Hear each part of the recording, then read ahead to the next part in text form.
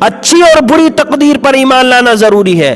والبعث بعد الموت، موت کے بعد دوبارہ اٹھائے جانے پر، جب ہم مر جائیں گے اس دار فانی کو چھوڑ کر دار بقا کی طرف منتقل ہو جائیں گے، گویا ہماری ہمیشہ ہمیشہ کی زندگی شروع ہو چکی ہے۔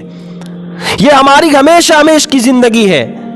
افسوس کی بات تو یہ ہے کہ ہم کس منہ سے آخرت کا انکار کرتے ہیں، کس منہ سے ہم اللہ کے عذاب کا اور اللہ کی ثواب کا انکار کرتے ہیں۔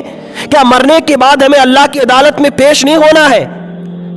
حیرت کی بات ہے کہ دنیا کے ادنا سے ادنا قانون پر ہمارا اتنا یقین ہے کہ اگر حکومت وقت کوئی قانون پاس کر دے یا حکومت کے کسی قانون کے خلاف ہم کوئی کام کریں تو ہمیں یقین ہے کہ حکومت ہمیں گرفتار کر کے جیل میں بند کر دے گی، اور وہاں پر میں نے اگر کسی کو قتل کیا ہے تو حکومت وقت ہمیں یہ سزا دے گی، اگر میں نے چوری کی ہے تو حکومت وقت مجھے یہ سزا دے گی۔ دنیا کے قانون پر، دنیا کے بادشاہوں پر، دنیا کی جیلوں پر، دنیا کی غلطی پر ہمارا اتنا یقین ہے کہ ادنا سے ادنا بادشاہ ہے دنیا کا کہ وہ مجھے یہ سزا دے گا، حکومت ہمیں یہ سزا دے گی۔ کیا اللہ نے تمہیں 60 اور 70 سالہ جو زندگی دی ہے یہ تمہیں اپنی عبادت کے لیے دی ہے، یہاں پر آخرت کی تیاری کے لیے بھیجا ہے؟ رب نے تمہیں اس دنیا کے اندر بھیجا ہے، اب کل قیامت کے دن ہمیں بھی رب کی عدالت میں جانا ہے۔ اگر ہم نے اچھے کام کیے ہوں گے تو ہمارے لیے جنت ہوگی، اور اگر برے کام کیے ہوں گے تو ہمیں جہنم کا منہ دیکھنا پڑے گا۔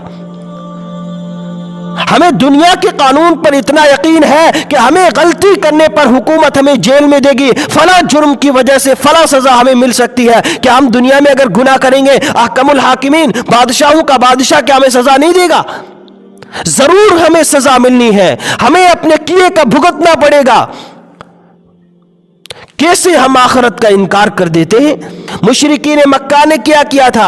آخرت کا انکار کیا تھا کہ جو محمد صلی اللہ علیہ وسلم کہتا ہے کہ مرنے کے بعد دوبارہ زندہ کیے جاؤ گے اور تم سے سوال ہوگا، تمہیں تمہاری زندگی کے بارے میں پوچھا جائے گا، کہتے ہیں یہ کچھ نہیں ہوگا، مرنے کے بعد مر کر مٹی ہو جائیں گے، ختم ہو جائیں گے۔ نہ، جس رب نے تمہیں پہلی مرتبہ پیدا کیا ہے وہ تمہیں دوبارہ پیدا کرے گا، وہ تمہیں دوبارہ پیدا کرے گا۔ جب ہم مردے کو دفن کر رہے ہوتے کیا دعا پڑھتے؟ منہا خلقناکم، ہم نے تمہیں اس مٹی سے پیدا کیا، وفیہا نعیدکم، ہم تمہیں اس مٹی میں واپس لوٹا رہے، ومنہا نخرجکم تارۃ اخری، ہم ایک مرتبہ پھر تمہیں اسی مٹی سے پیدا کریں گے۔ ایک مرتبہ پھر اللہ ہمیں پیدا کرے گا اور اپنے سامنے کھڑا کرے گا، ہاں چھلنی لگے گی، عدالت لگے گی، اللہ کا قانون جاری ہوگا۔ جہاں پر تم نے نیکیاں کی ہوگی، اچھائیاں کی ہوگی، اچھے کام کیے ہوں گے، ان کاموں کا تمہیں ثواب ملے گا، تمہاری جنت کا فیصلہ ہوگا۔ اور اگر گناہ کیے ہوں گے، بدماشی کی ہوگی، حرام خوری کی ہوگی، سود کھایا ہوگا، زنا کیا ہوگا، حرام مال کمایا ہوگا، کسی پر ظلم کیا ہوگا، نمازوں کو چھوڑا ہوگا، اللہ کے احکامات کو توڑا ہوگا، نبی کے حکموں کو توڑا ہوگا، وہاں پر تمہیں سزا ملنی ہے۔ وہاں اللہ کا قانون لاگو ہوگا، وہاں اللہ کی عدالت چلے گی، وہاں اللہ قانون بن کر، جج بن کر نہیں بلکہ تمہاری ذاتوں کا تم پر مالک بن کر تمہارے لیے فیصلہ کرے گا۔ وہاں تو مالک بنے گا، وہ مالک یوم الدین ہے، وہ قیامت کے دن کا مالک ہے۔ وہاں اللہ کی عدالت لگے گی، وہ مالک بن کر تمہاری ذات کا فیصلہ کرے گا کہ کتنی تم نے دنیا میں اچھائی کی ہے اور کتنے برے کام کر کے میرے پاس آئے ہو۔